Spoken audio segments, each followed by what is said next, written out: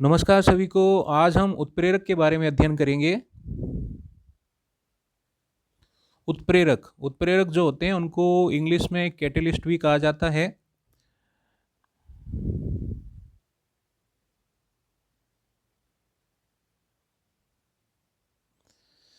वे पदार्थ जो रासायनिक अभिक्रिया के वेग को परिवर्तित कर देते हैं, परंतु स्वयं जो होते हैं वो अपरिवर्तित रहते हैं, उत्प्रेरक कहलाते हैं तथा इस घटना को उत्प्रेरण कहते हैं। यानी कि उत्प्रेरक वे पदार्थ होते हैं जो रासायनिक अभिक्रिया के वेग को परिवर्तित करने की क्षमता रखते हैं, लेकिन स्वयं रासायनिक अभिक्रिया में भाग नहीं लेते हैं, स्वयं अपरिवर्तित रहते हैं, उन्हें उत्प्रेरक कहते हैं। और उत्प्रेरकों के इस गुण को उत्प्रेरण कहा जाता है, इस घटना को उत्प्रेरण कहा जाता है। उदाहरण के लिए KClO3 पोटेशियम क्लोरेट को जब गर्म किया जाता है तो MnO2 मैंगनीज डाइऑक्साइड जो है वो उत्प्रेरक के रूप में काम में लिया जाता है, जिसके फलस्वरूप पोटेशियम क्लोरेट जो है वो अपघटित हो जाता है और KCl पोटेशियम क्लोराइड और ऑक्सीजन गैस का निर्माण करता है। इसी प्रकार से वनस्पति तेल जो हैं उनकी H2 हाइड्रोजन गैस के साथ क्रिया करवाई जाती है, तो इस दौरान भी उत्प्रेरक के रूप में निकल धातु का उपयोग किया जाता है, जिसकी वजह से वनस्पति तेल जो होते हैं वो वनस्पति घी या डालडा घी में परिवर्तित हो जाते हैं। तो इसमें MnO2 और जो निकल जो है वो उत्प्रेरक के रूप में काम में लिए जाते हैं।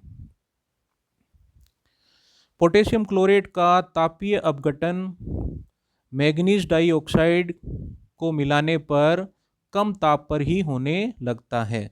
यहाँ कहने का तात्पर्य ये है कि जब पोटेशियम क्लोराइड जो है उसको गर्म किया जाता है, उसका तापीय अपघटन किया जाता है तो अधिक ताप की आवश्यकता पड़ती है, लेकिन जब MnO2 उत्प्रेरक जो है वो रासायनिक अभिक्रिया में मिलाया जाता है तो कम ताप पर ही पोटेशियम क्लोराइड का तापीय अपघटन हो जाता है। उपरोक्त अभिक्रियाओं में MnO2 मैंगनीज डाइऑक्साइड और चूर्णित निकल धातु जो है वो उत्प्रेरक का कार्य करते हैं।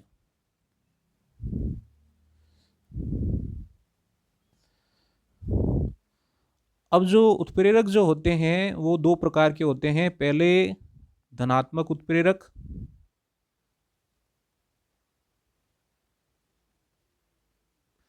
धनात्मक उत्प्रेरक धनात्मक उत्प्रेरक वे उत्प्रेरक होते हैं जो रासायनिक अभिक्रिया के वेग को बढ़ा देते हैं, उन्हें धनात्मक उत्प्रेरक कहते हैं।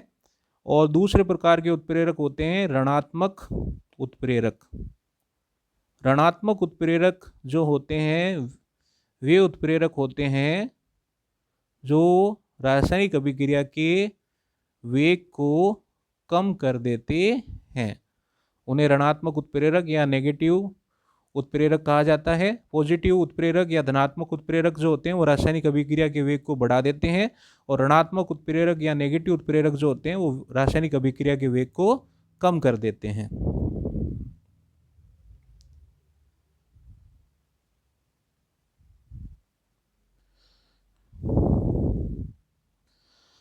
अवस्था के आधार पर उत्प्रेरक जो होते हैं, भौतिक अवस्था के आधार पर उत्प्रेरक जो होते हैं वो दो प्रकार के होते हैं। पहले होते हैं समांगी उत्प्रेरक। जब रासायनिक अभिक्रिया में उत्प्रेरक, अभिकारक और उत्पाद, यानी कि उत्प्रेरक, अभिकारक मतलब जो क्रिया करते हैं, उत्पाद जो क्रिया के फलस्वरूप बनते हैं, उत्प्रेरक, अभिकारक एवं उत्पाद जो है तीनों समान भौतिक अवस्था में होते हैं, तो उत्प्रेरक जो होता है वो समांगी उत्प्रेरक कहलाता है, तथा यह जो क्रिया होती है इसे समांगी उत्प्रेरण कहते हैं। उदाहरण के लिए CH3COCH3 मेथिल एसीटेट की जल H2O के साथ क्रिया करवाई जाती है, और इसमें HCl हाइड्रोक्लोरिक अम्ल जो है उसका जो जलीय विलयन जो है वो उत्प्रेरक के रूप में काम में लिया जाता है, जिसके फलस्वरूप CH3COOH एसिटिक अम्ल और CH3OH मिथाइल अल्कोहल जो है वो उत्पाद के रूप में प्राप्त होते हैं।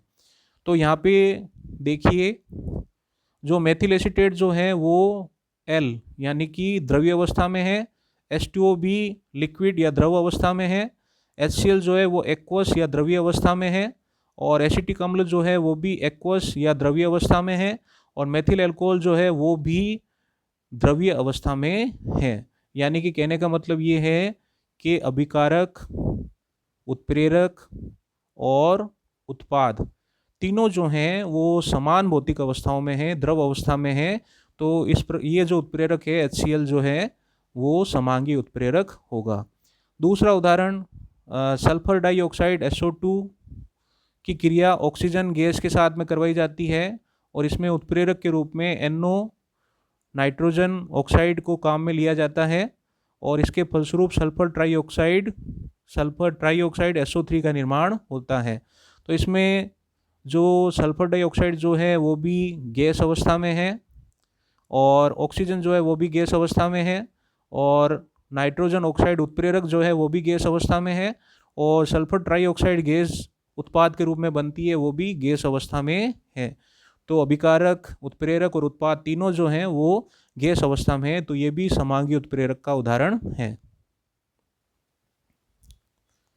विसमांगी उत्प्रेरक, जब रासायनिक अभिक्रियाओं में अभिकारक एवं उत्प्रेरक की भौतिक अवस्था जो होती है वो भिन्न भिन्न होती है, समान नहीं होती है, उसे विसमांगी उत्प्रेरक कहते हैं तथा इस क्रिया को विसमांगी उत्प्रेरण कहते हैं। उदाहरण के लिए N2 नाइट्रोजन की क्रिया H2 हाइड्रोजन के साथ में होती है, और इसमें उत्प्रेरक के रूप में Fe फेरस का उपयोग लिया जाता है, और इसके फलस्वरूप उत्पाद के रूप में NH3 अमोनिया गैस का निर्माण होता है। तो यहाँ पे देखिए, नाइट्रोजन जो है वो गैस अवस्था में है, हाइड्रोजन भी गैस अवस्था में है, अमोनिया जो है वो भी गैस अवस्था में है, लेकिन फेरस जो है वो S सॉलिड यानी कि ठोस अवस्था में है। तो ये विसमांगी उत्प्रेरक हुआ। इसी प्रकार से वनस्पति तेल जो है उसकी क्रिया हाइड्रोजन गैस के साथ करवाई जाती है, तो निकल उत्प्रेरक की उपस्थिति में वनस्पति घी का निर्माण होता है।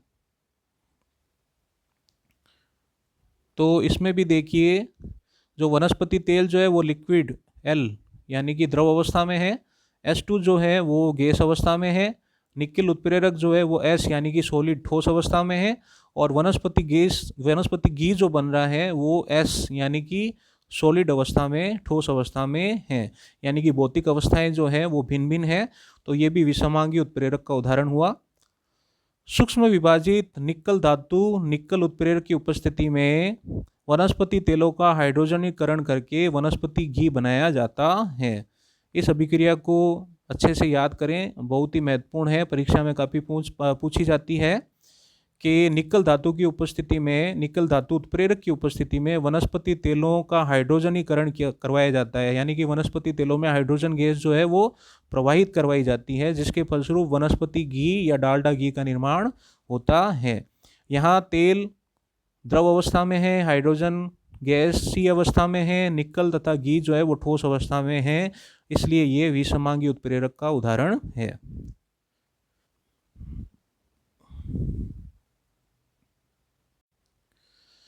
उत्प्रेरक का अगला प्रकार है स्वतः उत्प्रेरक। उत्प्रेरक का अगला प्रकार है स्वतः उत्प्रेरक। स्वतः मतलब स्वयं उत्प्रेरक, यानी कि किसी रासायनिक अभिक्रिया के दौरान, मतलब जो उत्पाद उत्पन्न होते हैं वो स्वयं ही अगर उत्प्रेरक का कार्य करने लगते हैं तो इसे स्वतः उत्प्रेरक कहते हैं। जब किसी रासायनिक अभिक्रिया में बना उत्पाद स्वयं ही उत्प्रेरक का कार्य करता है, अर्थात अभिक्रिया के वेग को परिवर्तित कर देता है, तो वह उत्पाद स्वतः उत्प्रेरक कहलाता है। उदाहरण के लिए CH3COO-C2H5 एथिल एसीटेट की जल के साथ क्रिया करवाई जाती है, तो तीर का निशान CH3COOH एसिटिक अम्ल और C2H5OH एथेनॉल का निर्माण होता है। यहाँ आरंभ में अभिक्रिया जो होती है मंद गति से होती है, यानी कि आरंभ में जो अभिक्रिया है वो धीरे धीरे होती है, परंतु उत्पाद एसिटिक अम्ल के कुछ मात्रा में बनने के बाद अभिक्रिया का वेग जो है वो बढ़ जाता है। तो ये अभिक्रिया जो है, इसमें एसिटिक अम्ल जो है वो स्वतः उत्प्रेरक का कार्य करता है। यानी कि इस अभिक्रिया में ये जो अभिक्रिया है, इस अभिक्रिया में जो एसिटिक अम्ल जो उत्पाद बनता है वो ही उत्प्रेरक का कार्य करता है और इस रासायनिक अभिक्रिया के वेग को बढ़ा देता है। एसिटिक अम्ल जो है वो स्वतः उत्प्रेरक है। अगला जो उत्प्रेरक का प्रकार है वो होता है जैव उत्प्रेरक। जैव मतलब जीव उत्प्रेरक। जीवों में जो उत्प्रेरक होते हैं वो जैव उत्प्रेरक होते हैं। जैव रासायनिक अभिक्रिया की गति को बढ़ाने में जो पदार्थ काम में लिए जाते हैं उन्हें जैव उत्प्रेरक कहते हैं। अब जैव रासायनिक अभिक्रियाएं कौन सी होती है?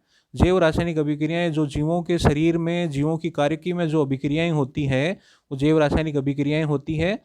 उनमें जो उत्प्रेरक कार्य करते हैं, जो रासायनिक अभिक्रिया के वेग को बढ़ा देते हैं, परिवर्तित कर देते हैं, वे उत्प्रेरक जो होते हैं उन्हें जैव उत्प्रेरक कहते हैं। और जैव उत्प्रेरक जो होते हैं उन्हें साधारण भाषा में एंजाइम कहा जाता है। जितने भी जीव होते हैं उनके शरीर में विशिष्ट प्रकार के प्रोटीन पाए जाते हैं, विशिष्ट प्रकार के जैव उत्प्रेरक पाए जाते हैं जिन्हें एंजाइम कहते हैं। और ये एंजाइम जो होते हैं ये जीवों में होने वाली विभिन्न जैव रासायनिक अभिक्रियाओं के वेग को परिवर्तित कर देते हैं। विभिन्न प्रकार की जैव रासायनिक अभिक्रियाओं के संपन्न होने के लिए ये एंजाइम अत्यंत आवश्यक होते हैं। एंजाइम जटिल नाइट्रोजनी कार्बनिक यौगिक होते हैं जो कि भिन्न भिन्न जैव रासायनिक क्रियाओं के लिए विशिष्ट होते हैं।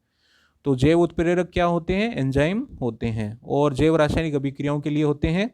जैसे उदाहरण के लिए NH2CO NH2, ये यूरिया का सूत्र है कि जल के साथ जब क्रिया करवाई जाती है तो यूरिएज एंजाइम, ये यूरिएज जो है जैव उत्प्रेरक एंजाइम है, इसकी उपस्थिति में NH3 अमोनिया और CO2 gas, carbon dioxide gas का निर्माण होता है।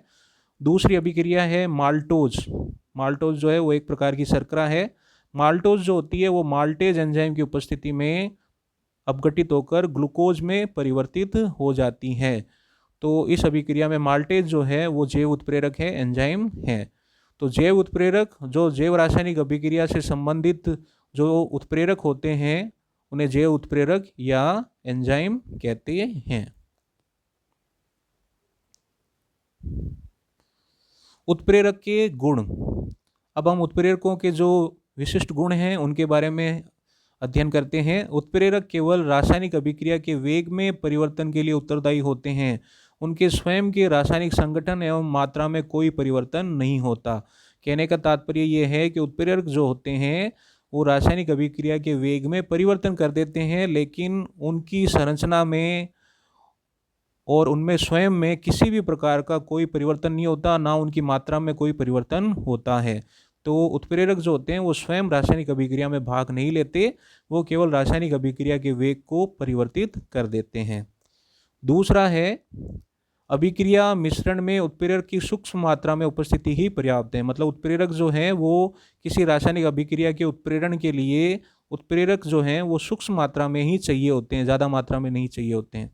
प्रत्येक अभिक्रिया के लिए एक विशेष उत्प्रेरक होता है, अर्थात एक ही उत्प्रेरक सभी अभिक्रियाओं को उत्प्रेरित नहीं कर सकता।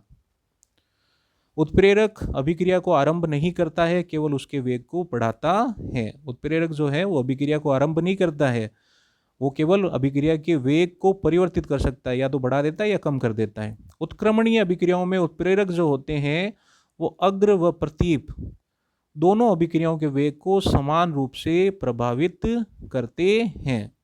उत्क्रमणीय अभिक्रिया जैसे एक उदाहरण लेते हैं हम, N2 + 3H2 और उत्क्रमणीय अभिक्रिया का चिन्ह 2NH3। तो नाइट्रोजन और हाइड्रोजन की आपस में क्रिया से अमोनिया गैस बनती है, ये एक प्रकार की उत्क्रमणीय अभिक्रिया है। तो ये जो N2 और +3H2 से जो NH3 का निर्माण हो रहा है, यानी कि ये जो ऊपर वाली जो अभिक्रिया है ये अग्र अभिक्रिया है, और NH3 जो होता है वो पुनः टूटकर हाइड्रोजन और नाइट्रोजन का निर्माण करता है, यानी कि जो नीचे वाली जो अभिक्रिया है वो प्रतीप अभिक्रिया है।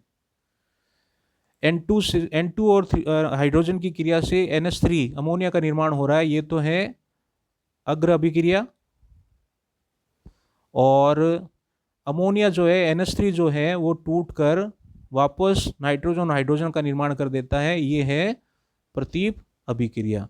तो उत्प्रेरक जो होते हैं वो अग्र और प्रतीप अभिक्रिया दोनों अभिक्रियाओं के वेग को समान रूप से प्रभावित करते हैं। ये उत्प्रेरकों का विशिष्ट गुण है।